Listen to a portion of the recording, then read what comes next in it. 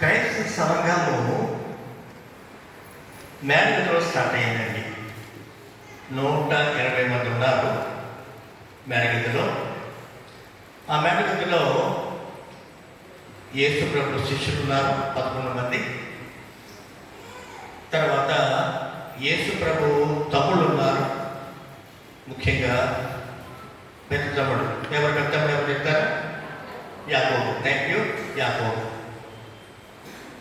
మిగతా ముగ్గురు పేర్లు చెప్తారు ఏమన్నా? యాకోబు, యోసేపు, షిమ్యోను, సీమోను, యూదా. యూదా పత్రిక రాశాడు. తర్వాత యాకోబు కూడా పత్రిక రాశాడు. బైబిల్లో ఉన్నాయి. ఆది సంఘానికి బిషప్గా పేతురుని ఎంచుకున్నారు. వాళ్ళు పేతురుని ఎంచుకున్నారు. ఆది సంఘంలో 3 స్తంభాలు ఉండేవారు. ఎవరో చెప్తారు నాకు? యాకోబు, కేపా ముందు, ఓకే, కేపా తర్వాత యాకోబు, యోహాన్. Thank you so much. యోహాన్ ఎవరు? యోహాన్ సార్ బైబిల్లో ఈ యోహాన్ ఎవరు? సువార్తికుడు యోహాన్. అర్థమైందమ్మా? జంపే యాకోబు, యోహాన్ కదా. ఓకే, దానికి మర్చిపోవద్దు. గంట పత్రిక తీయండి. ఇక్కడ నాకు మైస్మెంట్ లేదా, ఇది నాకు చేతులు పట్టుకుంటే నాకు కష్టం లేదా? అలా చేస్తాను రాదు. మీరు మంచి ఖాళీగా ఉన్నారు. నాకు మొత్తం వేస్తారు. గంట పత్రిక 2వ అధ్యాయం తీయండి. అక్కడ ఈ 3 స్తంభాల గురించి ఏమండి? 9వ చదవండి ఎవరన్నా. అనగా సున్నతి పొందిన వారికి అపొస్తలుడవుటకు పేతురునకు సామర్థ్యం కలుగజేసిన వాడే అన్ని జనులకు అపొస్తలుడవునట్టుకు నాకును సామర్థ్యం కలుగజేసినని వారు గ్రహించినప్పుడు స్తంభములుగా ఎంచుకున్న యాకోబు, కేఫా, యోహానులు వారు నాకు అనుగ్రహింపబడిన కృపను కనుగొని మేము అన్ని జనులకును తాము సున్నతి పొందిన వారికి అపొస్తలులుగా ఉండవని చెప్పి తమతో పారివారమంటకు సూచనగా నాకును బర్నబాకును కుడి చేతి ఇచ్చిరి. చూసారా? అప్పటి నుంచే ఉంది. కుడి చేతిని ఇవ్వడం, హస్త నిక్షేపం చేయడం, తల చేతులు పెట్టడం. కుడి చేతిని ఇవ్వడం అంటే ఏంటంటే యాక్సెప్టింగ్ అనమాట. యువర్ లీడర్ అని యాక్సెప్ట్ చేయడం. అది మొట్టమొదటి వచ్చింది ఈ ట్రెడిషన్. కుడి చేతిని అందించడం. ఆయన కూడా లైక్ ఆమె కూడా కుడి చేతిని అందిస్తుంది. అలా ఇద్దరు పట్టుకున్న తర్వాత అప్పుడు ఎవరికి ఇవ్వబడిందో ఆ బిడ్డ, స్త్రీ అవ్వచ్చు, పురుషులు అవ్వచ్చు, ఆయన్ని లైక్ ఆవిడ్ని సంఘానికి ఒక లీడర్గా ఏర్పాటు చేసుకునేవారు అన్నమాట దినాల్లో. ఇది అపొస్తలుల ద్వారా జరిగింది. ఈ విధంగా ఎలాగా నాశనం అయిపోయాడు. కానీ 11 మంది దేవుని చేత రక్షించబడ్డారు. యూదా ప్లేస్లో ఎవరు వచ్చారు చెప్తారు నాకు?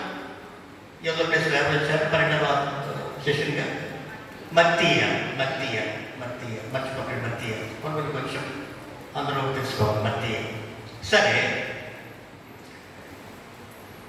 ఆ దినాల్లో సున్నతి అనేది పెద్ద ప్రాబ్లం అయిపోయింది చర్చ్లో. సున్నతి కార్యక్రమాన్ని చిన్న బిడ్డలకి చేసేవారు అనమాట. నేను విన్నాను, మగబిడ్డకి ఆ సున్నతి కార్యక్రమం నిర్వహించేవారు. ఇది మస్ట్ యూదుల్లో. క్రైస్తవులు పెద్ద ప్రచారం లేదు, కానీ యూదులకి ఇది పెద్ద సాంప్రదాయం. కేజీలో దగ్గరుండి మోషే చేయిస్తుంది. మోషే సొంత పొందలేదని చెప్పేసి చేయిస్తుంది. పార్లమెంట్ కూడా ఉంది. చాలా స్ట్రిక్ట్గా ఆచరించబడేది. కనుక సున్నతి పొందిన వారు, సున్నతి పొందని వారు, అలాగే వారిలో డిఫరెన్స్ వచ్చేసింది. కనుక ఇక్కడ బాగా మనకి చెప్తున్నాడు పౌరులు రాష్ట్రంలో ఏమంటే తిమ్మతికి రాస్తూ, సున్నతి పొందిన వారికి బోధించుటకై సువార్త పేతురుకు ఎలాగూ అప్పగింపబడినో అలాగూ సున్నతి పొందని వారికి బోధించుటకు నాకు అప్పగింపబడింది అని పౌరులు చెప్తున్నాడు. సున్నతి పొందిన పొందని వారిని అన్యజనులు అనేవారు. అన్యులకు దేవుడు నన్ను ఏర్పరచుకున్నాడు, స్వతంత్ర యూదులకి పేతురు ఏర్పరచు చేసిన దేవుడు అని చెప్పి పౌలు స్పష్టంగా చెప్పాడు. ఆ తర్వాత ఆ డిఫరెన్స్ మెల్లిమెల్లిగా చచ్చిపోయాయి. పెద్ద ప్రాబ్లం వచ్చేస్తుంది అనమాట. ఇది స్వతంత్ర పొందకపోతే అది పెద్ద పెద్ద తప్పుగా ఇచ్చాము. అరిజనులకి అలవాటు లేదు, దీనికి సంబంధించలేదు వాడు. కనుక పౌలు అన్నాడు, ఎందుకు మీరు ఫోర్స్ చేస్తారు? వారికి కూడా ప్రభువే, మనకి ఎలా ప్రభు అవి కూడా యేసు ప్రభువే అని చెప్పి వారు నన్ను నాకు చెప్పండి, నేను వరుసగా చూసుకుంటాను అని చెప్పాడు. పేతురు మొట్టమొదటి కూడా మరి బిషప్గానే ఆయన యేసు ప్రభు యొక్క డైరెక్ట్ శిష్యుడు కనుక ఆ ముగ్గురులో కూడా అతి ముఖ్యుడు కనుక పేతురు తప్పకుండా ఈ నాయకత్వాన్ని తీసుకున్నాడు. మొట్టమొదటిలో చర్చెస్ లేవు, వాడు ఇంకా యూదులకు సినగోగ ఉండేది. మీకు తెలుసు, సినగోగ చర్చ్ కాదు. కానీ యూదులు ఎప్పుడైతే క్రైస్తవులు అయ్యారో వారు ఏం చేశారంటే ఆదివారం వచ్చేటికి చర్చ్ లేదు కనుక ఇంటిలో కలుసుకునేవారు. ఒక్కొక్క ఇంటిలో ఒక్కొక్క విశ్వాసంతో కూడుకొని అక్కడ ఆరంభం చేసుకొని వాక్యం చెప్పుకునేవారు. అలాగూ మెల్లిమెల్లిగా ఇంటింటా రొట్టె వినడం అలవాటైంది. ఇంటింటా రొట్టె వినడం మనకి వాక్యాన్ని చెప్పడం.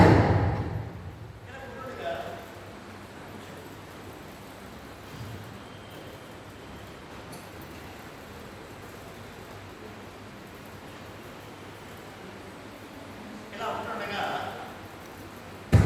చాలా కాలానికి సంఘాలు చాలా పెద్ద సంఘస్థులు ఎక్కువైపోయారు. ఇంటిలో కలవడానికి వీలవుతుంది. అప్పుడు చర్చెస్గా కలవడానికి స్టార్ట్ చేశారు. ఒరిజినల్గా చర్చెస్ లేవు, యూదులు సినగోగలు ఉన్నాయి. కానీ వాడు క్రైస్తవులు అయిన తర్వాత మళ్ళీ సినగోగ వెళ్ళడానికి ఇష్టపడలేదు. క్రైస్తవులైన యూదులు అన్నమాట, యోదయ క్రైస్తవులు. అలానే యోదయ క్రైస్తవులకి యూదులు కాని క్రైస్తవులకి పెద్ద ప్రాబ్లం వచ్చేస్తుంది మధ్యలో. యూద క్రైస్తవులు ఏమనంటే మీరు అన్యులు, మేము ఏర్పరచబడ్డ వారని ఒక విధంగా ఒక గ్యాప్ వచ్చేస్తుంది. కొంతకాలం చాలా మంది జరిగింది చిన్నచూపు చూడడం. పౌలు ఎంత చెప్పినా వినేవాడు కాదు, పేతురు కాదు. ఆ దినాలు ఉండేటువంటి ఎంత పటిష్టంగా ఉండేవాడు.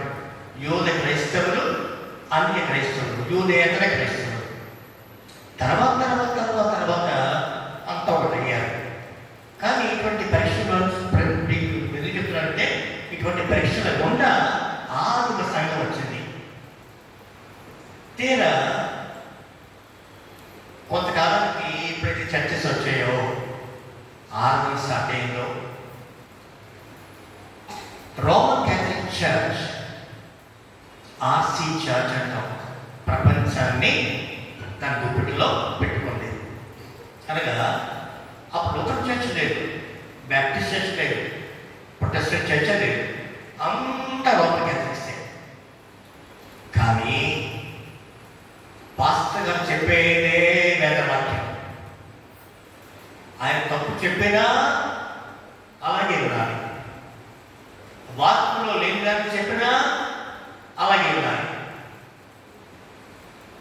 వాళ్ళు ఏం చెప్తే అదే ఏమంటామంటే ఇంగ్లీష్లో గాస్పుల్ ట్రూత్ అంటారు. అదే గాస్పుల్ ట్రూత్ అనమాట. ఇంకెవరు మాట్లాడకూడదు, పోపుని ధిక్కరించకూడదు. ఎలా వచ్చిందని చివరికి పోపు అంటే పాపాలను కూడా క్షమించగలడు అనే తంతు స్టార్ట్ అయింది. పోపు క్షమిస్తే పాపాలు క్షమింపబడతాయి. అక్కడి నుంచి చిన్నగా పాస్టర్ గారిని క్షమించబడతాయి అనేటువంటి ఆలోచన వచ్చేస్తుంది. వాక్యం ఎప్పుడో చెప్పలేదు.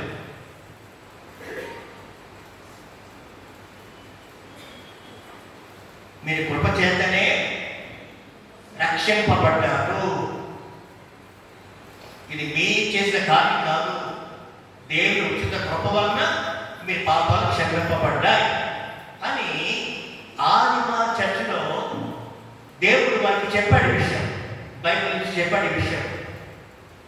కానీ ఒక పక్కన ఏమైపోయిందంటే పోపే అధికారికంగా ఉండిపోయాడు. ఆయన అధికారాన్ని ఎవరు కూడా తిరస్కరించలేదు, ఎవరు క్వశ్చన్ చేసేవారు కాదు. అంత పరిస్థితిగా ఉండేది ఆదిమ చర్చ అన్నమాట. అటువంటి టైంలో అనాది కాలం తర్వాత ఏమంటామంటే మెల్లిగా మిడిల్ ఏజెస్లోకి వచ్చారు. Middle ages, antiquity. యాంటిక్విటీ అంటే ముందు రోజులు, పాత రోజులు, క్లాసికల్ యాంటిక్విటీ. శిష్యులు అపస్తుల ప్రకారం కొంతకాలం అలాగే జరిగింది. తర్వాత మిడిల్ ఏజెస్లో, మరి ముఖ్యంగా మిడిల్ ఏజెస్లో పోపు చాలా బలవంతుడైపోయాడు. ఆయన ఎదిరించడానికి ఎవరికి కూడా వీలు లేదు. ఆ టైంలో హాన్స్ లూథర్కి తన భార్యకి మార్టిన్ లూథర్ కుమారుడు ఉద్భవించాడు. ఆ దినాలు ఎంత ఇష్టంటే పుట్టిన వెంటనే నా ఇంటిలో అల్లుడు ఉండకూడదు అని హాన్స్ ఏం చేశారంటే ఇంకా బాధ్యత ఉంటాడు. భార్యని ఆ బాబుని పెట్టుకొని వెళ్ళిపోయి తీసుకెళ్ళిపోయి వెంటనే బాప్తిజం ఇప్పించాడు. నా ఇంట్లో అల్లుడు ఉండకూడదు అని వెంటనే బాప్తిజం ఇచ్చి, బాప్తిజం లేకపోతే నా ఇంట్లో అల్లుడు ఉన్నాడు, నేను విశ్వాసం అయ్యండి, నా ఇంట్లో అల్లుడా ఇది కుదరదు. ఇలా చెప్తే మీరు బాధపడకండి. ఎంతమంది మీరు బాప్తిజం తీసుకున్నారు చెప్పండి, నాకేం చెప్పద్దు చేతులతో. ఎంతమంది మీరు బాప్తిజం తీసుకున్నారు? ఎంతమంది బాప్తిజాన్ని పోస్ట్పోన్ చేసి వాయిదా వేస్తున్నారు? నమ్మి బాప్తిజం పొందినవాడు రక్షింపబడు, నమ్మని వారికి చెప్పండి, నమ్మని వారికి శిక్ష విధింపబడు. దేవుడు చాలా గొప్పగలవాడు, ప్రేమ గలవాడు, శిక్షిస్తలేదు బాప్తిజం తీసుకోబోతుంటే. అలాగని మన బాప్తిజాన్ని నెగ్లెక్ట్ చేయకూడదండి. ఎస్పెషల్లీ తల్లిదండ్రులు మీరే బాధ్యులు. మీ పిల్లలకి బాప్తిజం అవ్వకపోతే మీరే బాధ్యులు, బాప్తిజం ఇచ్చేయాలి. హాన్స్ లూథర్ ఒక్కరోజు కూడా భార్యను స్పేర్ చేయలేదు, తీసుకుపోయి బాప్తిజం ఇప్పించాడు పిల్లలు. అంత నిష్టగా లూథర్ చిన్నప్పటి నుంచి బ్రతికాడు.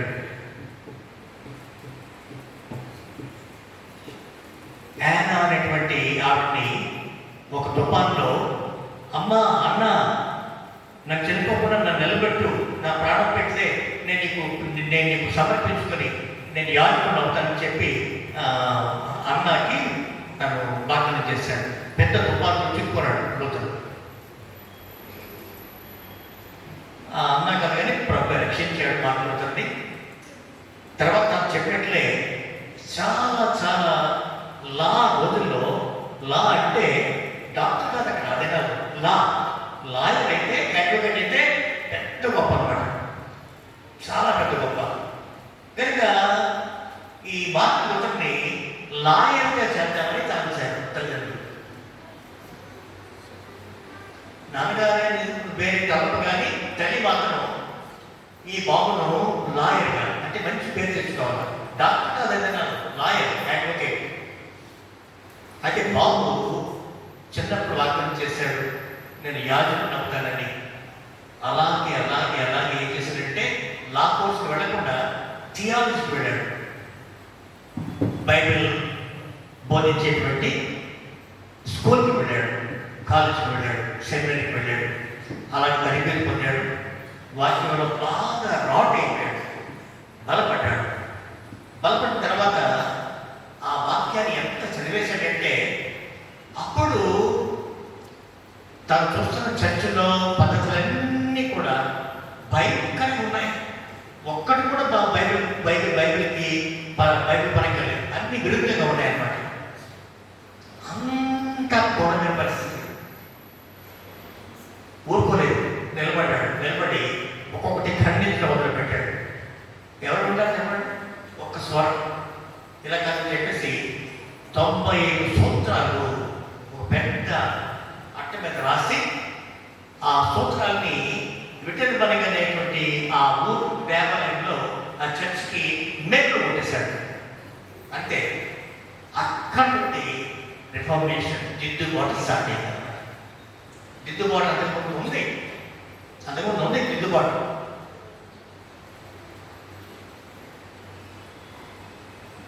జాన్ హస్ అని లోతులకు ముందుండేవాడు. చెకోస్లోవాకియా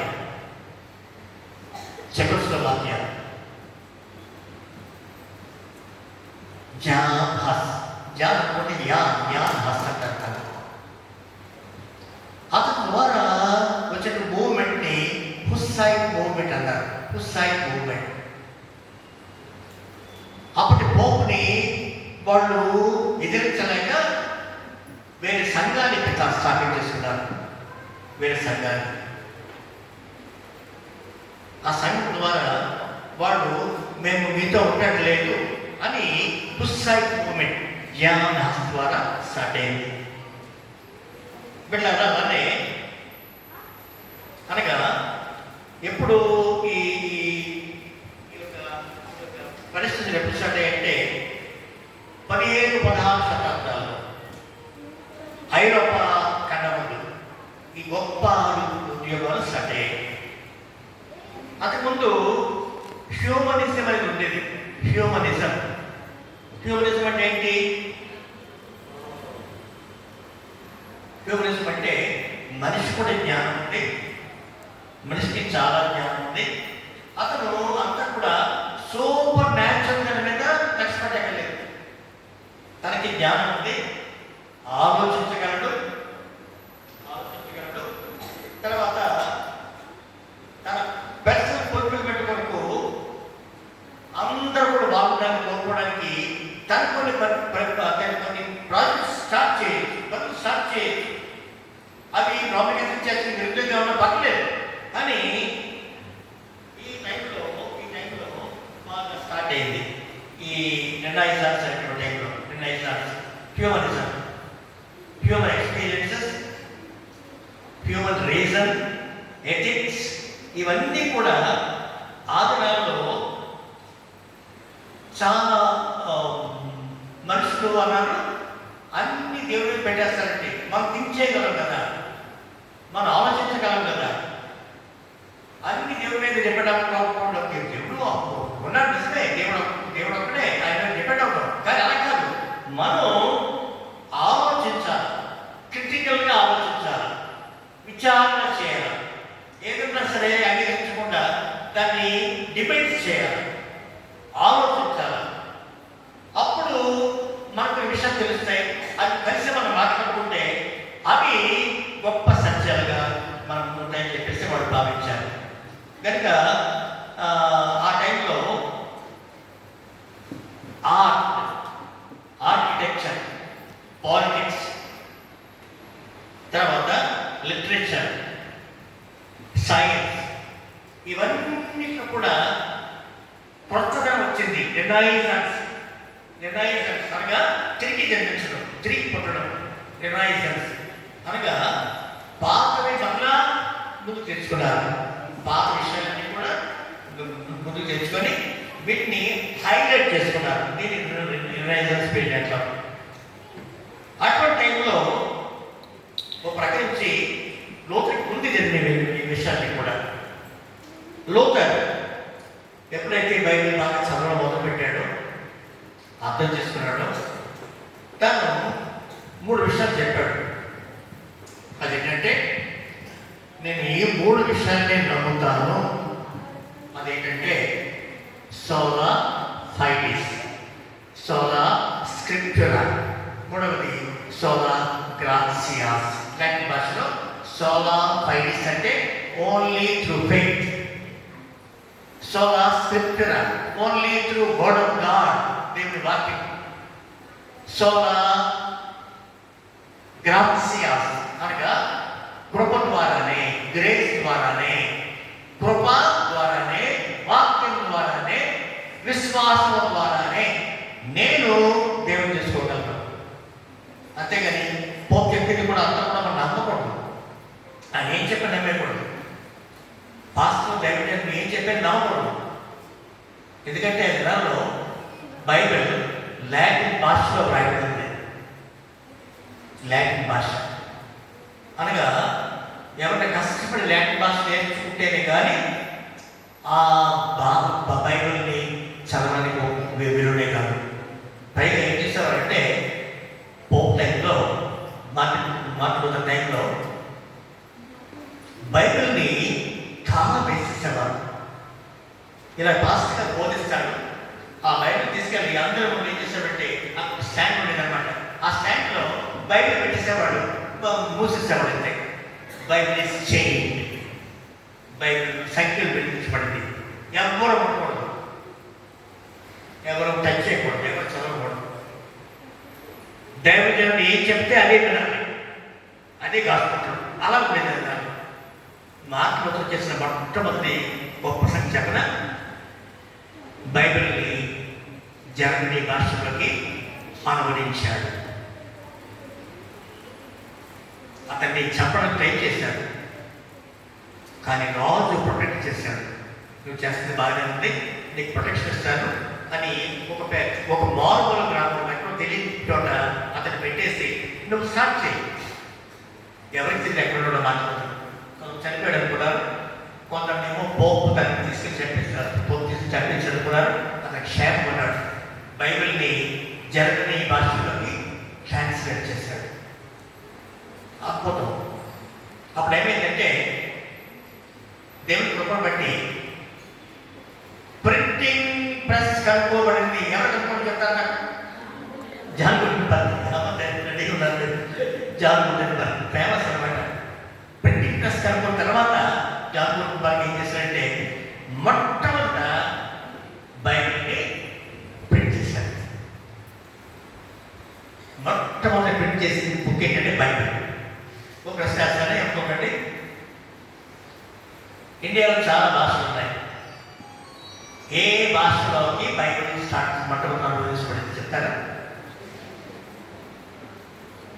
హిందీ భాష ఉంది, గుజరాతీ భాష ఉంది, అస్సామీస్ భాష ఉంది, బెంగాలీ భాష ఉంది. అమ్మా చెప్పాలా? సౌత్లో తెలుగు ఉంది, మలయాళం ఉంది, కన్నడ ఉంది, ఇంకెవరమ్మా తమిళ్ ఉంది. చెప్పండి, ఎవరు చెప్తారా? దయచేసి ఇండియాలో ఏ భాషలోకి బైబిల్ మొట్టమొదటిగా ట్రాన్స్లేట్ చేయబడింది? అంతకుముందు లేదు. తర్వాత వన్ బై వన్ అన్ని భాషలోకి బైబిల్ వచ్చేసింది. తమిళ భాషలోకి అమ్మా మొట్టమొదట తమిళ భాషలోకి బైబిల్ ఆలోచించుకోండి, నేర్చుకోండి, తెలుసుకోండి. పర్లేదు అమ్మా, జ్ఞాపించుకోండి, కొన్ని విషయాలు జ్ఞాపించుకోండి. తమిళ భాషలోకి ఫస్ట్ ట్రాన్స్లేషన్. ఆ ట్రాన్స్లేషన్ తమిళ భాషలోకి బైబిల్ ముద్రించబడింది. తర్వాత వరుసగా one by one Telugu, Kannada అంటే ఇంగ్లీష్ తెలుగు కాదు కానీ అన్ని భాషలోకి బైబిల్ వచ్చేసింది. ఎప్పుడైతే బైబిల్ జర్మనీ భాషలో ట్రాన్స్లేట్ అయిందో, జాన్ గుటెన్బర్గ్ ముద్రించాడో, జర్మనీ మొత్తంలోకి మామూలు చేతుల్లోకి బైబిల్ వచ్చేసింది. పెట్టారు అంటే ఒక వేల ఉంటుంది, అది పెట్టి కొనేసుకుంటారు అందరూ కూడా. అలా చాలా జరిగింది బైబిల్ కొనబట్టి. కానీ ప్రతి వాడు కొనేసుకున్నారు. వాళ్ళ ఇంట్లో బైబిల్ ఉన్నారు. అంతకుముందు లాటిన్ భాష ఫస్ట్ టైం జర్మనీ భాషలోకి బైబిల్ అనువాదించబడింది. దానికి కారణం మార్టిన్ లూథర్. ఎప్పుడైతే బైబిల్ అనువదించబడిందో ప్రతి ఇంట్లో బైబిల్ ఉంది. నిరుపేదలు కూడా బైబిల్ తీసేసుకుంటున్నారు, బాగా చదివేస్తారు. వాళ్ళు చదివి అర్థం చేసుకుని ఇప్పుడు ఈ టైంలో ఏం చెప్పినంత ముందు చెల్లిపోయేది, ఇప్పుడు చల్లట్లేదు, ప్రశ్నిస్తున్నారు. నువ్వు తప్పు చెప్పావంటారు. దానికి కారణం మార్పులు. 95 సూత్రాలు విటన్బర్గ్ అనేటువంటి ఆ పెద్ద సిటీలో క్యాథలిక్ చర్చ్ ఉందన్నమాట. క్యాథలిక్ చర్చ్ చాలా పెద్ద చర్చ్. ఆ చర్చ్ ద్వారానికి మేకుతో పడేసాడు 95 సూత్రాలని. ఎవరు లేనప్పుడు తెల్లవారేసరికి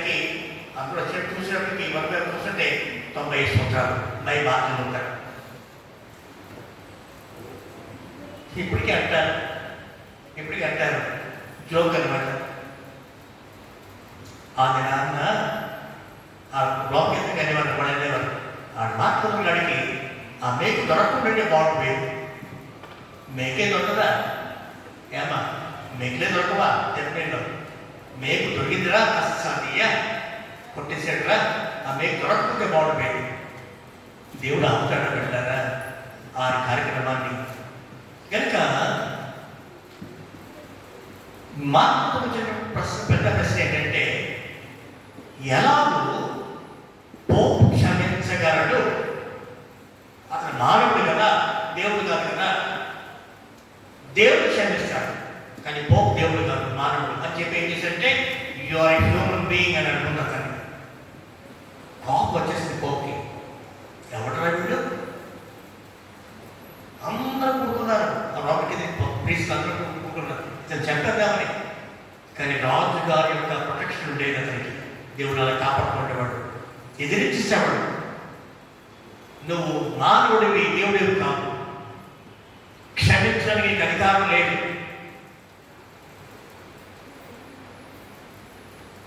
పోయిన సండే అతను సండే మనం చూసినప్పుడు వాక్యం ఎలా ఉంది? ప్రభు ఏమన్నారు కూడా చెప్పండి. దేవదోషం చేస్తానని చెప్పారు. ఎందుకంటే నీ పాపములు క్షమించకూడదని అనగానే అన్నారు, ఇదేవుడు ఇతనేవాడు పాప క్షమించడానికి అని ఇప్పుడు ఏం చేశారంటే, దేవదోషం చేస్తున్నాడు, ఇతను చంపుదాం. అతను చంపేదా ఒప్పుకోలేదు, సిలువెక్కించినా ఒప్పుకోలేదు. సేమ్ పరిస్థితి పెట్టారు. మార్పు లోతును చంపడానికి ప్రయత్నించారు. దేవుడు కాపాడుకొస్తే వచ్చేవాడు అనమాట. లోతులకి వచ్చినటువంటి రెండవ ప్రాబ్లం చెప్పదా, ఇండల్జెన్సెస్ అనగా పాప పరిహార పత్రాలు. పాప పరిహార పత్రాలు. ఒక విషయం వినండి, బైబిల్లో పరలోకం ఉంది, నరకం ఉంది. ఏం లేదు చెప్తాను నాకు. దాన్ని సృష్టించారు రోమన్ సంగతి. ఏంటది? నరకం ఉంది, పరలోకం ఉంది. మూడవది కూడా సృష్టించారు. ఏంటది అమ్మా చెప్పండి? పరిగెట్. Thank you, very good, thank you. నాకు తెలుసు, పరిగెట్టరీ. బైబిల్లో లేదండి, ఎక్కడ కూడా లేదు. ఏమన్నారు? చనిపోయిన వారి యొక్క ఆత్మ ముందు పరలోకానికి నరకానికి వెళ్ళదు, పరిగెత్తులో వెళ్తుందట. ఇప్పుడు చెప్పింది పరిగెత్తులో అతను పాపను ఒప్పుకోవడానికి ఇంకొక అవకాశం ఇవ్వబడుతుందట. అప్పుడు అతను పాపను ఒప్పుకుంటే పరలోకానికి వెళ్తాడు, లేదా నరకానికి వెళ్తాడు. ఇలాగ వాడు బోధించాడు. పరిగెత్తి లోతు దీన్ని కూడా ఖండించాడు. పరిగెత్తు లేదు అసలు. జనమంతా నమ్మేస్తారంటే పరిగెత్తి. పరలోకం చేపలు పట్టించుకునేవారు కాదు, నాకు పరిగెత్తుని భయపడిపోయేవారు.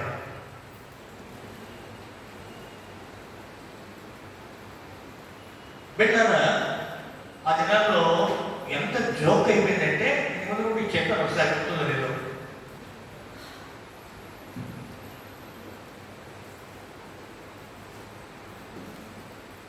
ఒక అతను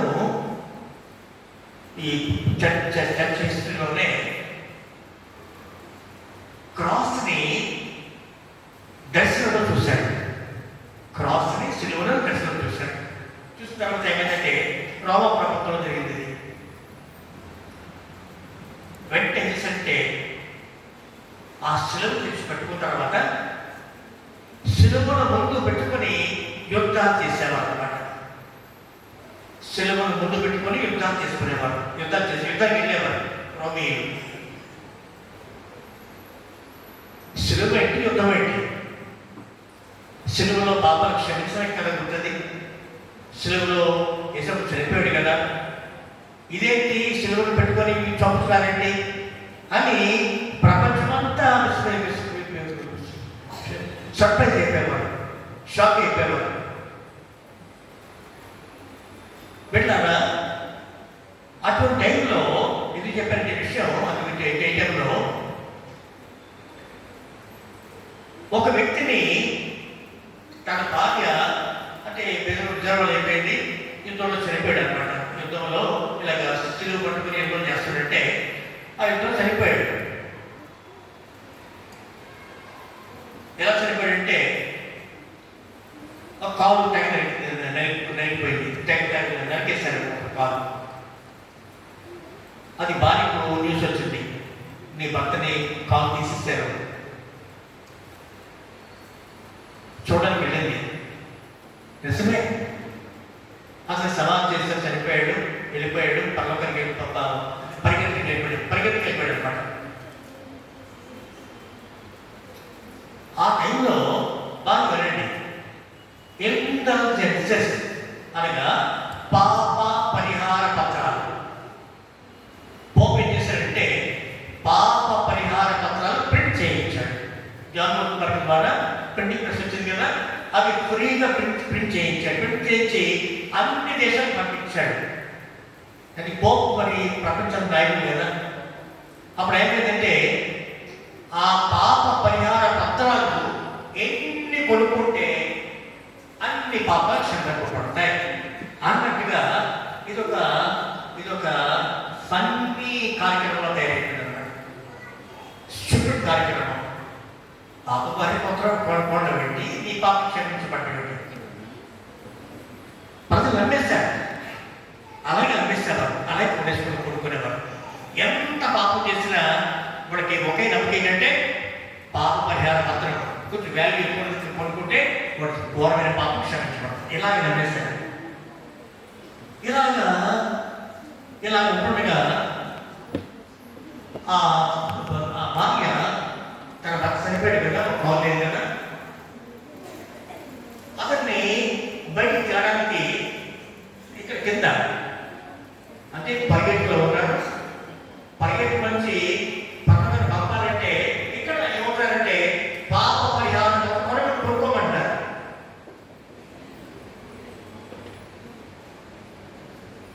ఆవిడ కొనేస్తుంది, బాబు నమ్మేస్తుంది. భర్త పరిగెట్టులో ఉన్నాడు, పక్కతో వెళ్ళాలంటే పాప పరిహారం కొత్త కొనుక్కోవాలి, తప్పలేదు, కొనుక్కోండి. మళ్ళీ అన్నారు, అమ్మ నీ భర్త ఒక్క బయటకు వచ్చింది, రెండో పిల్లలతో లోపలే ఉన్నామా అన్నాడు. మీరు నమ్మకం పెట్టారా? ఏంటమ్మా ఇది చెప్పాడు, నీ భర్త ఒక్క బయటకు వచ్చింది, రెండో వాళ్ళు రావాలంటే మళ్ళీ కొంత కనుక్కోవాలమ్మా పాప పరిహారం డబ్బులు ఇవ్వడమ్మా. అప్పుడు ఇవ్వడం అమాయకంగా నా మనకు ఒకటే కాదండి, బయటకు వచ్చాడు కదండి, పర్లేదు మనకెళ్ళదు అంటున్నాడు. అంత ఫన్నీగా ఒక లాకింగ్ స్టాక్ మారిపోయాడు అన్నమాట. ఈ ఇంటెలిజెన్స్ స్ట్రాటజీ అంటే అప్పుడు లోపల కోపం వచ్చింది. ఏంటి మనిషాడు, ఏంటి ఇంటెలిజెన్స్, రక్షించబడింది, ఉచితంగా రక్షించబడ్డ వాక్యము ద్వారా కృపచేతనే రక్షించబడ్డారు.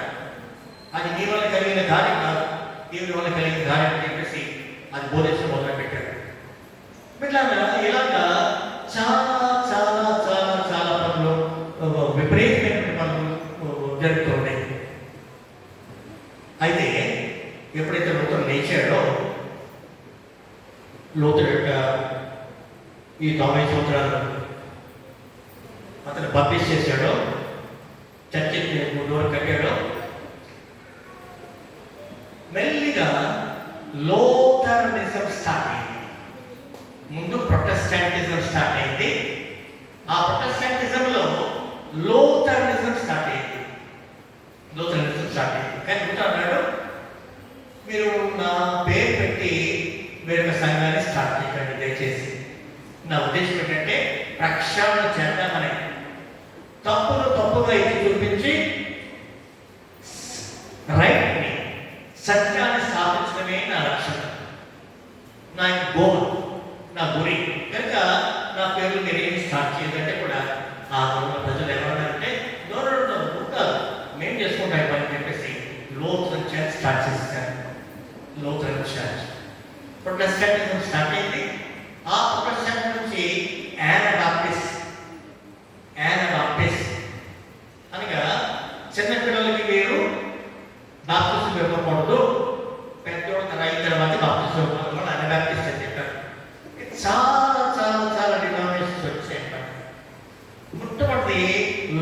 నిజం. ఏ లోకనిజంలో మార్పుతుందని చెప్పంటే వాక్యం ఎత్తి చూపించాడు.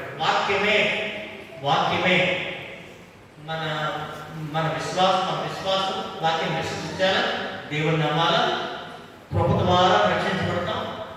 విశ్వాసం ఉండాలా, గ్రేస్ ఉండాలా, వాక్యం ఉండాలా. ఓన్లీ వాక్యం తప్ప మనకి రక్షణ లేదు. యేసు కొరకు రక్షణ వాక్యం ద్వారా అభివృద్ధి వస్తుంది అని చెప్పాడు. ఇలాగూ అదినటువంటి తప్పు బోధల్ని ఖండించాడు. లోతరు అప్పుడు గొప్ప కార్యక్రమాలు అనమాట. ఎలా ఉండేదంటే ఈ ఆరాధన ఒక వెంటగా ఉండేది, 6 పాటలు ఉండేది. అది ఎప్పుడు అవుతుందో ఎవరికి తెలియదు. స్టార్టింగ్ అంటే అంత చివరి వరకు దీర్ఘమైన ఆరాధన అనమాట. దాన్ని సింప్లిఫై చేశాడు లోతరు. ఎందుకు ఈ ఆరాధన, ఎవరికి అర్థం కాదు. బ్లా బ్లా బ్లా అంటే బ్లా బ్లా బ్లా. ఎవరికి అర్థం కలిగి చెప్పేంటే దాన్ని కంప్లీట్ బ్రీఫ్గా చేసి పడేశాడు. ఆ పాటలు ఉన్నటువంటి దీర్ఘమైనటువంటి ప్రాముఖ్యత కాదని సింప్లిఫై చేసేసాడు. వర్షిప్ని, ఆరాధనను సింప్లిఫై చేసేసాడు. రిఫర్మేషన్ వచ్చే గొప్పది ఏంటంటే ఆరాధన సులువుగా అర్థమయ్యేలాగా, క్లుప్తంగా ఉండేలాగా లోకం చేశాడు. అనగా వర్షిప్ అంటే ఆరాధన అంటే దేవుడికి విశ్వాసకి మధ్య సంబంధం. అంతే. పోకుండా మనకెందుకు, బయట విషయాలు మనకెందుకు? నా తండ్రి నేను, నా దేవుడు నేను. విశ్వాసకి తండ్రికి దేవుడికి మధ్య ఉండేటువంటి సంబంధమే అది ఇంపార్టెంట్ చెప్పేసి దాన్ని బేస్ చేసుకొని ఆరాధనలో బ్రీఫ్గా చేశాడు.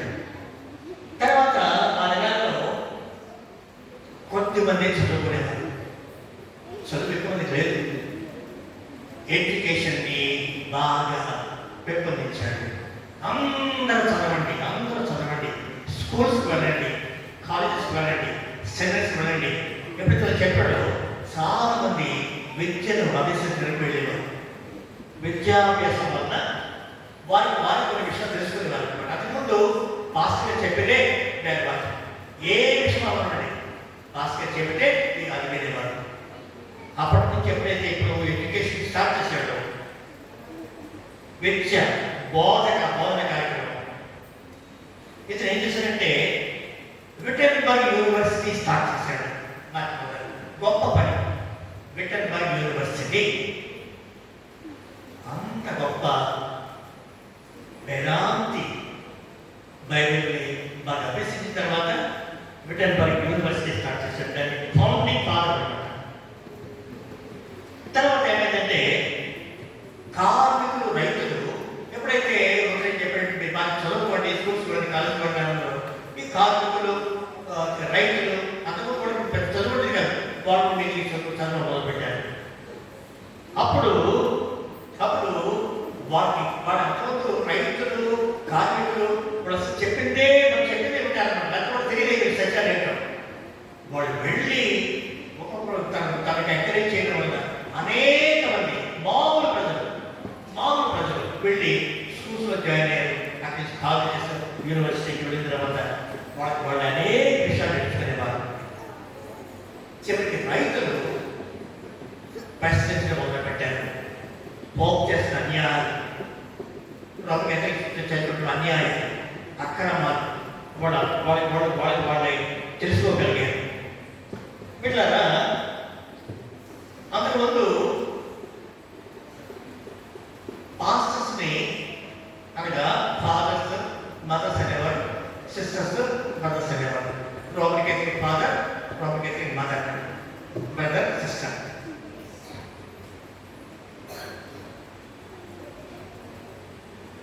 పెళ్ళి చేసుకోవడానికి వీల్లేదు. No marriage.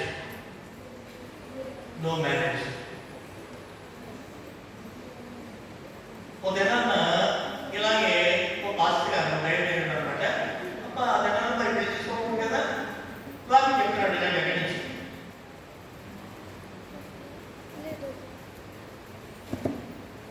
ఒక బాబు పరిగెత్తుకుంటూ డాడీ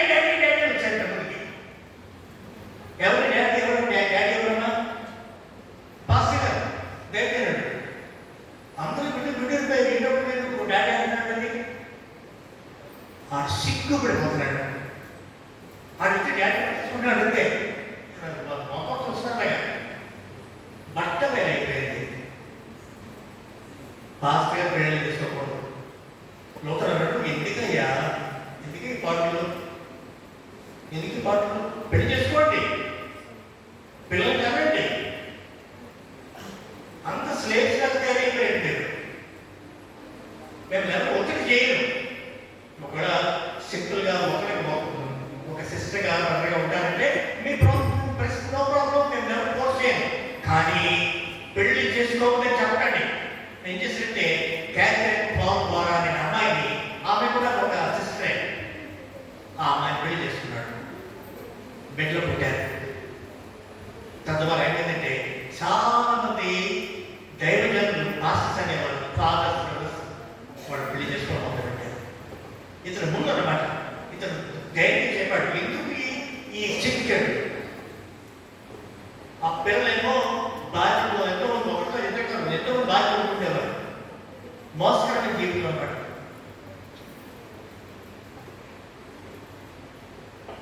హిపోక్రసీ అంటారు కదా, వేషధారణ అంటారు కదా, భక్తి పరుడులా నిర్మించడం, వాక్యం చెప్పడం, ఇదే ఇప్పుడు ఇదే సత్యం చెప్పడం, దిగ్గానే బాధ్యతకి వెళ్ళిపోయి మామూలుగా బాబా భర్త ఇతను భార్య.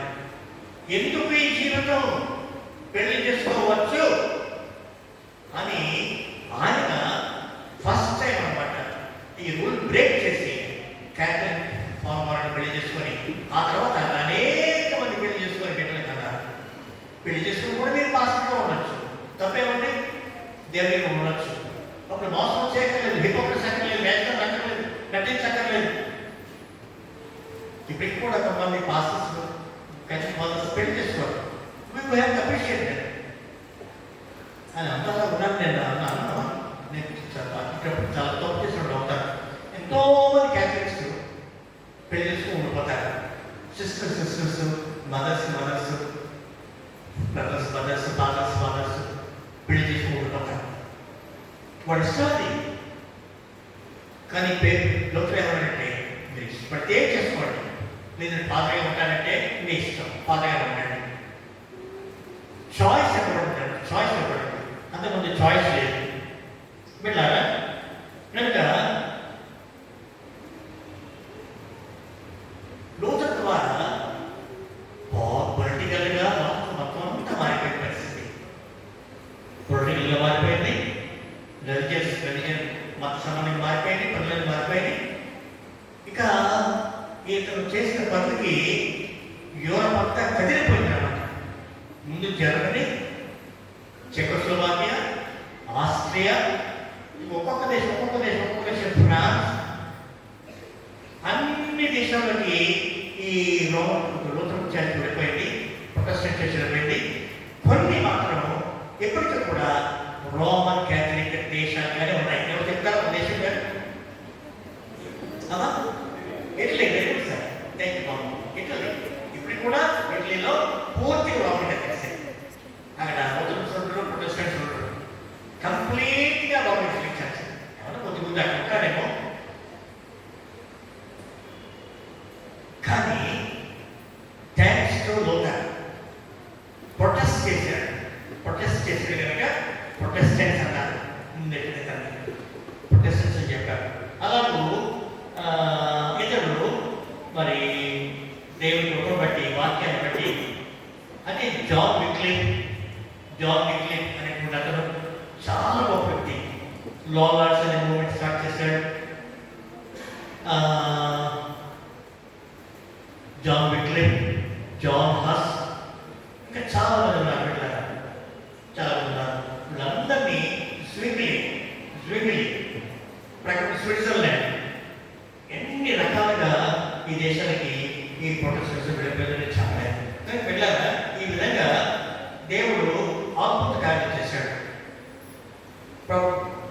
రెండు మూడు విషయాలు ముగిస్తాను. అదేంటంటే ఓన్లీ త్రూ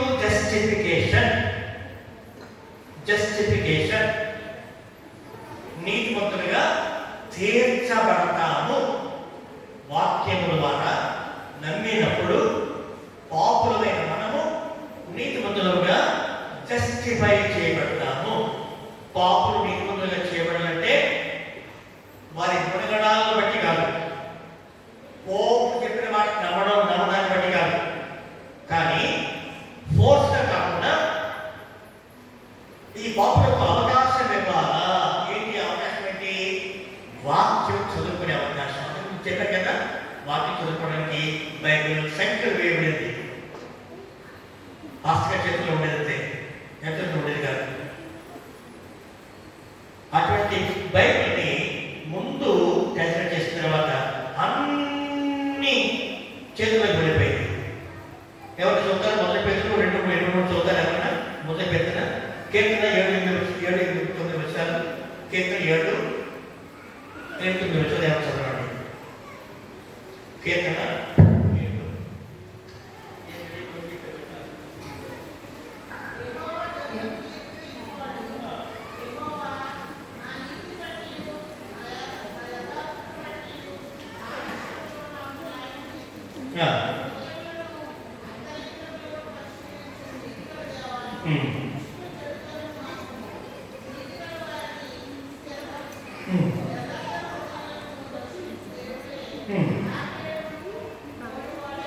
7 తర్వాత మొదటి పేతులు 2:23 చదవండి. మొదటి పేతులు 2:23. ఆయన దూషింపబడు, బలు దూషింపలేదు. ఆయన శ్రమపెట్టబడు, ఓకే, బెదిరింపక న్యాయంగా తీర్పు తీర్చి దేవునికి తను తాను అప్పగించుకునేను. ఓకే, ఆయన దూషింపబడి మొదలు దూషింపలేదు. ఆయన శ్రమ పెట్టబడి బెదిరింపక న్యాయంగా తీర్పు తీర్చి దేవునికి తను తాను అప్పగించుకునేను. మన పాపముల విషయమై చనిపోయి నీతి విషయమై జీవించుటకు ఆయన తానే తన శరీరమందు మన పాపములను రాను మోసుకొనెను. ఆయన పొందిన గాయముల చేత మీరు స్వస్థత నొందితిరి. మీరు గొర్రెల వల్ల దారి చెప్పబోతురు కానీ ఇప్పుడు మీ ఆత్మల కాపీ అధ్యక్షుడైన ఆయన వైపునకు మళ్ళీ ఉన్నారు. మిట్లారా ముఖ్యమైన విషయం మనకి బైబిల్ చెప్పండి. మీకా 6వ అధ్యాయం ఇందులో చదవండి. మీకా 6వ అధ్యాయం ఇందులో చదవండి. మనుషుడా, ఏది ఉత్తమమో అది నీకు తెలియచేయబడినది. న్యాయంగా నడుచుకున్నయు, కనికరమును ప్రేమించినయు, జ్ఞానమనస్సు కలిగి నీ దేవుని యొక్క ప్రవర్తించిన ఇంతే కదా యెహోవా నమ్ముతున్నాడు. దీన్ని ఎత్తి చూపించాడు లోతన్. మేక ఆవరిందని, మనుషుడా, ఏది ఉత్తమమో అది నీకు తెలియచేయబడి ఉన్నది. న్యాయంగా నడిచి నడవడం, కనికరమును ప్రేమించడం, దీన మనస్సు కలిగి ప్రవర్తించడం దేవుని ఎదుట. ఇది కదా యెహోవా అడుగుతున్నాడు. కానీ వెళ్ళారా? రోమా 7:24 చదవండి. రోమా 7:24.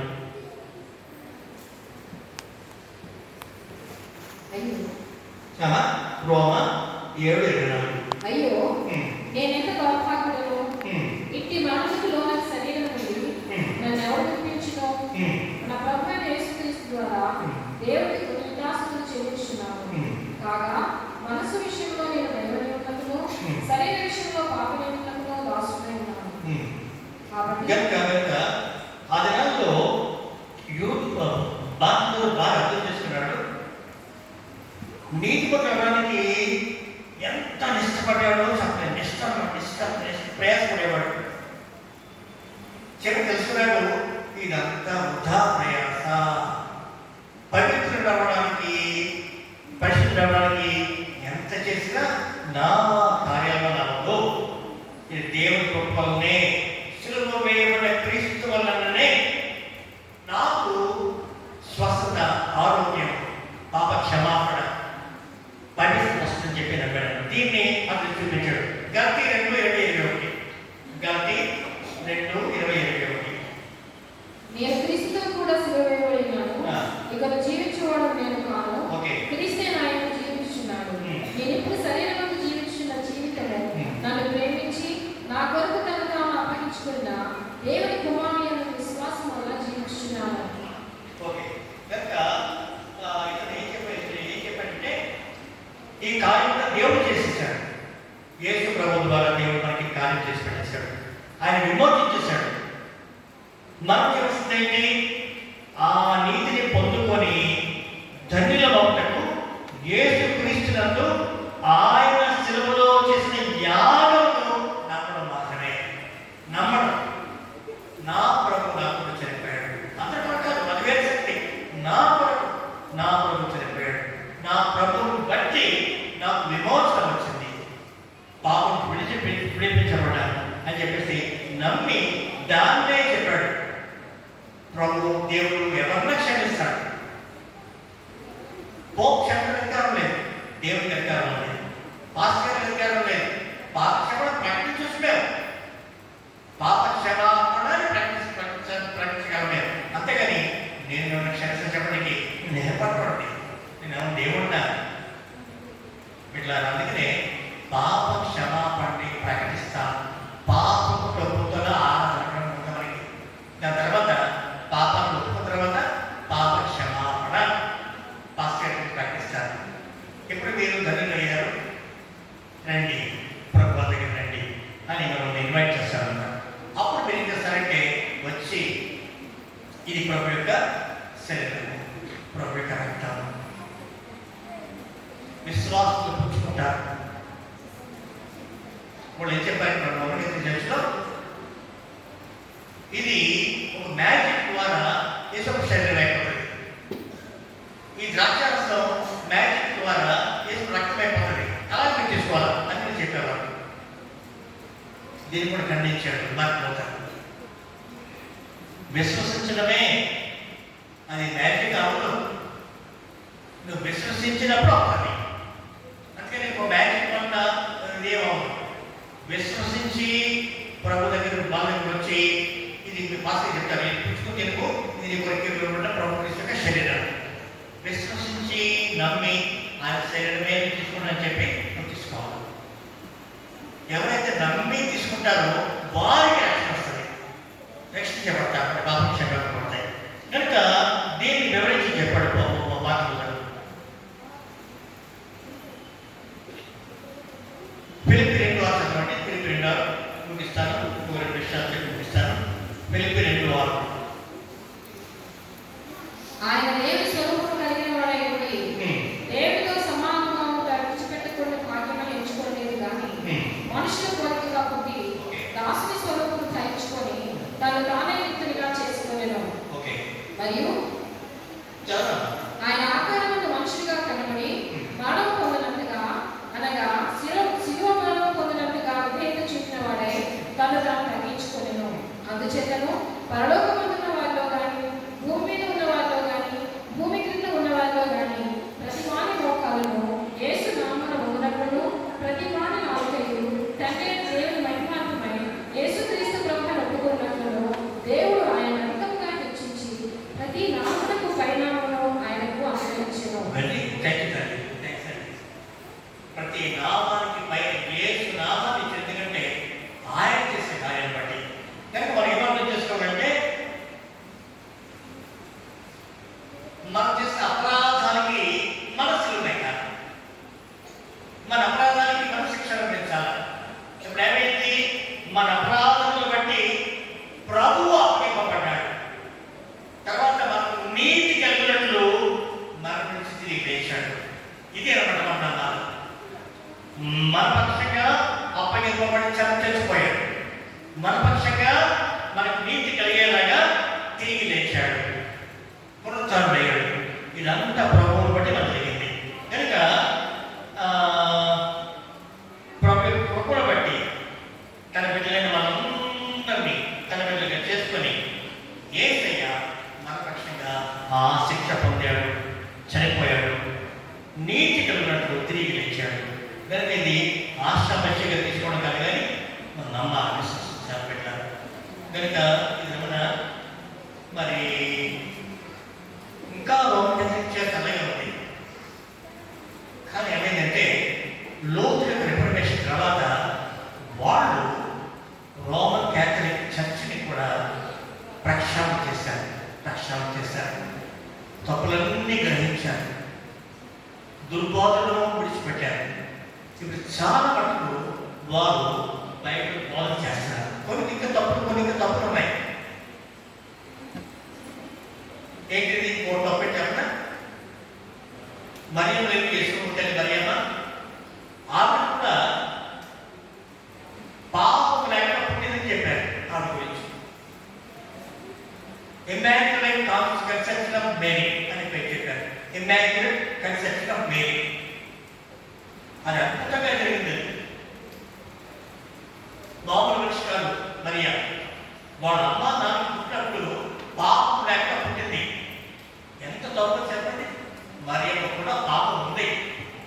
జన్మ పాపం ఉంది. జన్మ పాపం లేనివాడే యేసు ప్రభు. కర్మ పాపం లేనివాడు, జన్మ పాపం లేనివాడు యేసు ప్రభుడే. జన్మ పాపం అనగా యేసు ప్రభు కనడానికి ఆవిడే స్పష్టంగా పాపం లేని బిడ్డలు తల్లిదండ్రులు పుట్టలేదు. అలా పుట్టలేదు ఆవిడ. ఆ తల్లిదండ్రుల పాపలే. వాళ్ళు పుట్టినప్పుడు పాపంలో పుట్టింది ఆవిడ. నేను పాపంలో పుట్టాను, పాపం నా తల్లి గర్భంలో నేను ఉన్నాను అని ఎలాగైతే దాన్ని రాస్తాడో మనుషులందరూ పాపం చేశారు. ఒక్క యేసు ప్రభులోనే పాపం, జన్మ పాపం లేదు, కర్మ పాపం లేదు. ఇది ఎత్తి చూపించాడు మార్కులో. పౌలు చెప్పాడు, మార్కులో చూపించాడు. తర్వాత చాలా మంది ఏం చేశారంటే ఈ ప్రభు యొక్క మాటలకు వచ్చి ప్రభు నమ్మి మరొక ప్రభుత్వం అనుసరించారు. ఇట్లా ఇప్పుడు ఇంత చెప్పిన తర్వాత మన నూతన చర్చ్, మన ఆంధ్ర ఇమాజిన్ నూతన చర్చ్ ఎలా ఉందంట? మీ ఉద్దేశం ఏంటి చెప్పండి. మన చర్చ్ బాగుందా? చెప్పండి, చెప్పండి. బాగుందా బాగోలేదు? బాగుందా? అబ్బో, వెరీ గుడ్, థ్యాంక్స్ అమ్మా. నాకేమీ బాగోలేదు మన చర్చ్. సారీ.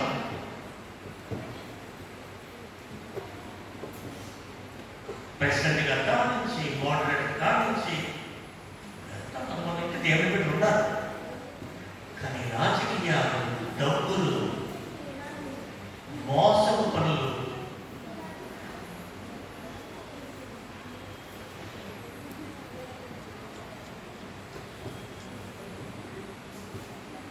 మీరు ఎన్ని పాపాలు ఉంటే అంత గొప్ప రెండు వేసి అలా పరిస్థితి. అందరూ చాలా ఉన్నారు అంటలేదు నేను. కొంతమంది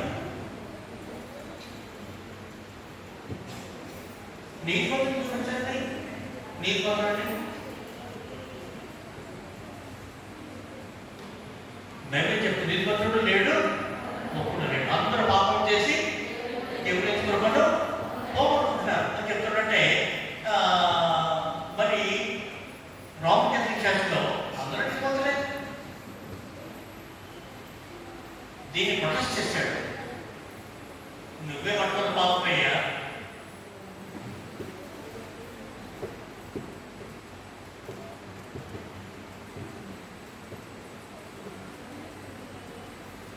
నేనేమో రోమన్ క్యాథలిక్ చర్చ్, నువ్వేమో పోపెట్లో అన్నాడు, ఆయన పోపెట్ హోమ్ అన్నాడు. నువ్వేమో రోమన్, ఏమన్నాడు చెప్పండి? Your పోపెట్ Rome. రోమ్ అంటే ప్రపంచానికి అనమాట. ఆయన పోపెట్ హోమ్. కానీ నేను నీలాగా లేను, నేను పాత్ర ఒప్పుకుంటున్నాను. ఎంత దేవుడికి చెప్పేశాడు. పోపుడు ఎదిరించాడు. యువర్ పోపెట్ లో ఆయన పోపెట్ హోమ్. నాయకుడు నేను పోపుని, నీలాగా లేను. వాక్యం ప్రకారం, వాక్యం భయపడి నేను పాపిని, పాపం ఒప్పుకుంటున్నాను. నాలో నా పాపం తీసివే ప్రభువా, నీ కృపను బట్టి నా పాపం తీసివేయబడ్డాయి, నీకు కొద్దిగా చేయను ఆయన అని ప్రభు రోజు బడి ఉంటానని చెప్పేసి ఆయన మోకల్ని చెప్పేవాడు. ఇది మనం చెప్పలేకపోతున్నాం, ధైర్యం లేదు. నేనే సిగ్గుపడుతున్నాను బిడ్డలారా. డాక్టర్ అవ్వాలనుకున్నాను. నేను మా అమ్మగారు చాలా ఫేమస్ డాక్టర్ గారు, పిల్లలకు తెలుసు, చాలా ఫేమస్ డాక్టర్ గారు. కానీ ఆయన ఉన్నటువంటి నీతి ఇంకేం చెప్పాలంటే అడగవా ఎంత తగ్గించుకునేవాడు మా నాన్నగారు, ఫేమస్ అంటేనే. ఆయన చూసి డాక్టర్ అయిపోవాలి, చాలా మంది ఫ్యామిలీకి సహాయం చేశారు. నేను మా నాన్నగారు వచ్చి మా దేవుని పాస్ గారు వస్తే ఫ్రీగా అన్నీ చేసి పంపించారు. అది నేను చెప్పేది దాదాపు 80 years back, 50 years back అని చెప్తున్నాను.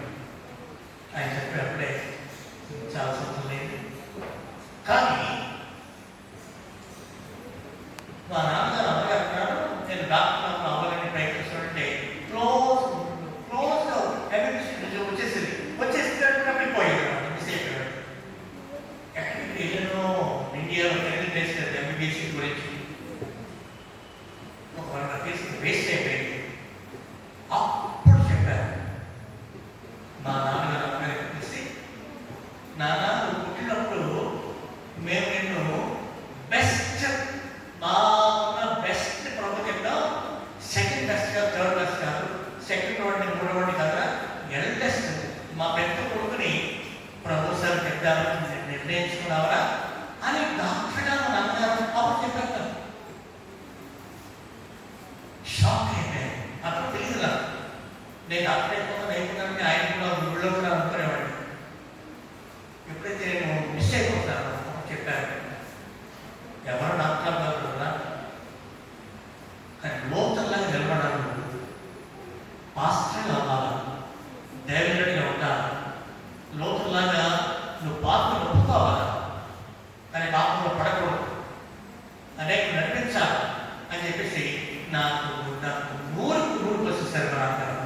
వెంటనే నేను ఆపేసాను, నా ప్రయత్నం ఆపేసి బెంగళూరు డ్యూటీస్కి వెళ్ళాను. ఇరానికి వెళ్ళిపోవచ్చు అక్కడికి వెళ్ళి 4 years బీడీ చదివిన తర్వాత 1975లో స్టార్ట్ అయింది నా ప్రయాణం. నాకు ఎలక్ట్రిక్ కమిటీ ప్యారిస్లో పనిచేశాను. రిటైర్ అయిపోయినప్పుడు 12వ సంవత్సరం రిటైర్ అయిపోయి 65 రిటైర్ అయిపోయాను. 4 సంవత్సరాలు అయిపోయింది. దేవుడు ఇంకా నన్ను వాడుకుంటున్నాడు. గొప్ప చెప్పలేదు, నేను మాత్రమే చెప్పుకుంటాను, కానీ వాక్యాన్ని ప్రకటించడానికి ఇష్టపడుతున్నా ధైర్యంగా గుర్తి బలంతో చెప్పి ఇది తప్పు, ఈ తప్పులో మనం ఉండవద్దు అని చెప్పడానికి దేవుడు బాగుపడిన పిల్లలు కనుక బాబు పాస్టర్ గారు ఫోన్ చేసి నేను అట్లేదండి తప్పకుండా వెళ్ళాలని చెప్పినప్పుడు బాబు వెళ్తాను కదా నేను కూడా ఫ్రీగా యాక్చువల్గా ఇంకొకటి వెళ్ళాలి కానీ ఇక్కడ వేరే పాస్టర్ అని చెప్పి ప్రామిస్ దానికి తప్పకుండా వెళ్తాను చెప్పి ఇవ్వడం ప్రారంభం జరిగింది. పిల్లలు ఇంకా నేను చేర్చుకున్నాను, కొన్ని విషయాలు మీకు చెప్పగలిగాను. ఇంకొకసారి వెళ్ళొచ్చినప్పుడు ఇంకా అనేక విషయాలు ఉన్నాయి కాబట్టి మీరు పంచుకుంటాను. కనుక తన వచ్చిన ప్రారంభం చేస్తాను.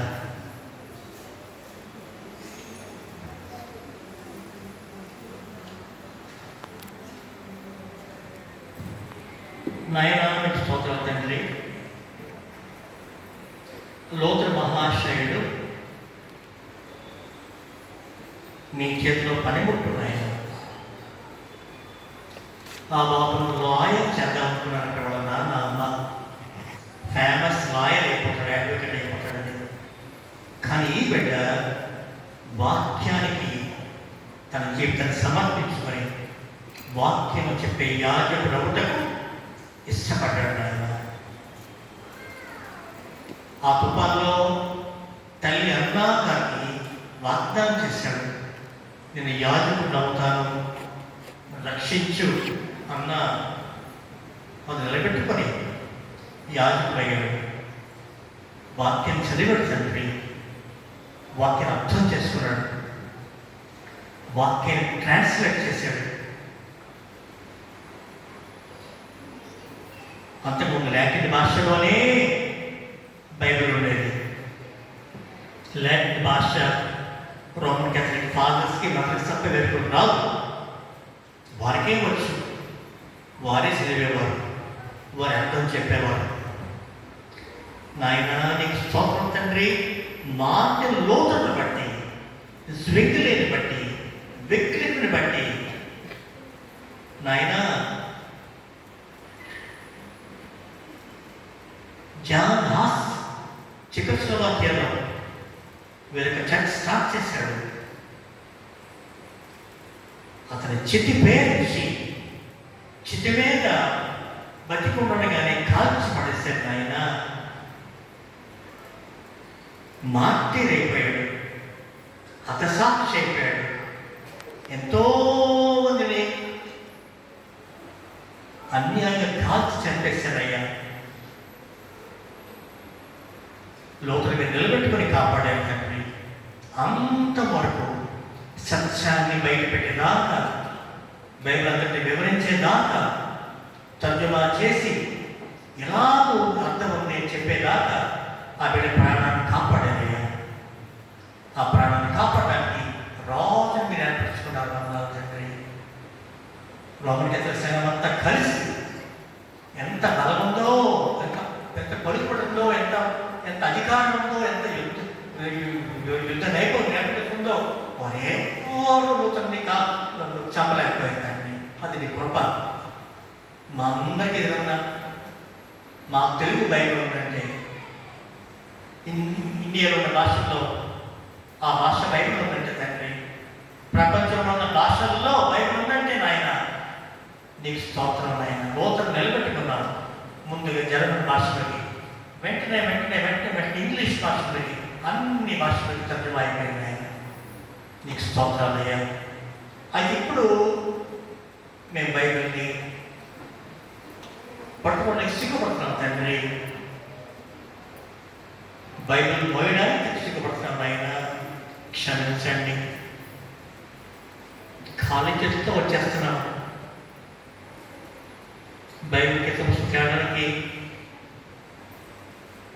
అంత ఇష్టం ఉండలేదు నాయన. కొంతమంది తేగలుగుతారు తండ్రి. అందరూ తేడానికి ప్రేరేపించు ప్రభువా. బైబిల్ మోస్తే బైబిల్ మనల్ని మోస్తుంది. మా ఉదాహరణ అవును తండ్రి. వాక్యం మమ్మల్ని పవిత్రపరుస్తుంది నాయన. వాక్యం మమ్మల్ని పరిగెత్తుకునే క్వశ్చన్ లేదు నాయన. లేదు అసలు. ప్రభు కృపను బట్టి మేము చనిపోయిన తర్వాత మా పరలోకానికి వెళ్తా తండ్రి. నీకు స్తోత్రాలు నాయన. శరీరాన్ని కప్పేస్తాను ఇక్కడ ప్రభువా. చక్కని ఏర్పాటు చేశారు. యేసుక్రీస్తు వరకు, యేసుక్రీస్తు చనిపోయిన తర్వాత కూడా అదృశ్య లోకంలోకి దిగాడు తండ్రి. భూమి కింద ఉన్నటువంటి ఆ స్థలంలోకి వెళ్ళాడు నాయన. ఆయన వెళుతూ ఎఫెసీ 4వ అధ్యాయం 7-9 వచనాల ప్రకారం చెరగా పట్టుకెళ్ళిపోయాడు. ఆ కుటుంబకున్నటువంటి చేపలను పర్లోకి తీసుకెళ్ళిపోయాడు. అక్కడికి వెళ్ళాడు పౌలు. నాయన ఆత్మలో ఉండగా పౌలు తీసుకెళ్ళి చూపించావు. పర్లోకం అంతా చూపించావు నాయన. తిరిగి వచ్చి రాశాడు బాబు.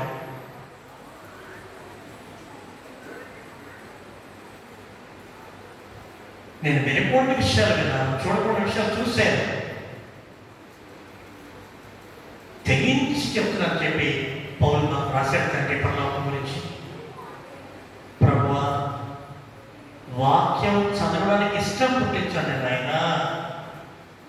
వాక్యాన్ని మేము వాయిదా వేస్తున్నాం, బిజీ అయిపోతున్నాం నాయన. ఈ రోజు నుంచి ప్రతి సోదరుడు తప్పకుండా తమ సొంత బైబిల్ ఉంటే పర్లేదు నాయన, లేకపోతే కొనుక్కొని సొంత పేపర్స్లో బైబిల్ కొనుక్కొని ఆ బైబిల్ విప్పి చదవడానికి ఆశ పుట్టించండి ప్రభువా. నీ దేవుని సంఘానికి ఇవ్వండి నాయన. ఏ ఒక్కరు కూడా విడిచిపెట్టబడకూడదు ప్రభువా. ఎత్తబడాలా? సంఘం ఎత్తబడతారు కదా, ర్యాప్చర్. ఎత్తబడే సంఘంలో మేమందరూ ఉండాలి నాయన. విడువబడకూడదు ప్రభువా. ఆ దేవుడు మాకు దయచేయాలి.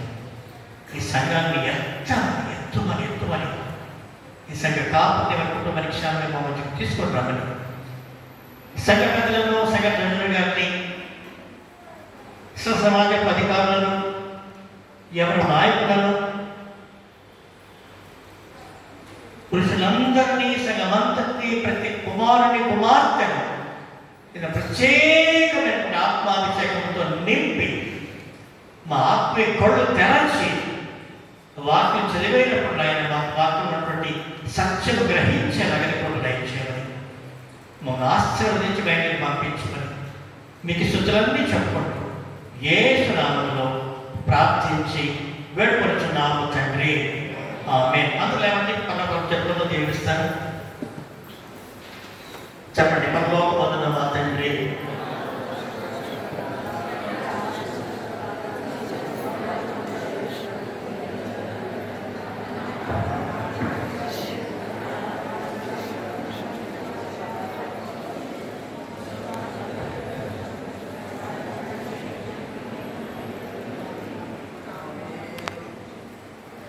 ప్రభు మిమ్మల్ని ఆశీర్వదించి మిమ్మల్ని కాపాడును గాక.